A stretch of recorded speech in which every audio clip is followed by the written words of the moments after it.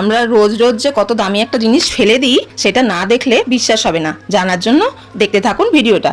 প্রথমে এখানে 1 লিটার জল দিয়ে তার মধ্যে আন্দাজ মতো নুন, 1 চামচ জিরে, 1 চামচ চিলি ফ্লেক্স দিয়ে জলটা ভালো করে ফুটে উঠলে তার মধ্যে 1 কাপ ভেজানো সাবু দিয়ে দিলাম। সাবুটা যখন রং চেঞ্জ হয়ে যাবে তখন এলো সেই স্পেশাল জিনিস। এটা কিন্তু আলুর কষ। এটা কি করে রেডি করতে হয় পরের ভিডিওতে লক্ষ্য রাখুন। জানার জন্য চ্যানেলটিকে সাবস্ক্রাইব করে রাখুন। তো এখানে একসঙ্গে জাল করা হয়ে গেছে। তারপর আমার কাছে বড়ি দেওয়ার জন্য এরকম চালুনি আছে, তার উপর আমি প্লাস্টিক দিয়ে তার উপর দিই, বড়িগুলো তুলতে সুবিধা হয়। আপনারা চাইলে থালার ওপর একটু তেল মাখিয়েও দিতে পারেন, খুব সুন্দর উঠে যায়। এবারে মিশ্রণটা চামচে করে একটা একটা করে দিয়ে নেব। একদিন রোদে দেওয়ার পরে এটাকে উল্টে দিতে হয়। এই দেখুন কি সুন্দর উঠে যাচ্ছে, পেছন দিকটা কাঁচা আছে। একটু উল্টে দিয়ে আর একদিন রোদে দিলে পরের দিন পাঁপড়গুলো একদম দেখুন শুকিয়ে করকরে হয়ে গেছে।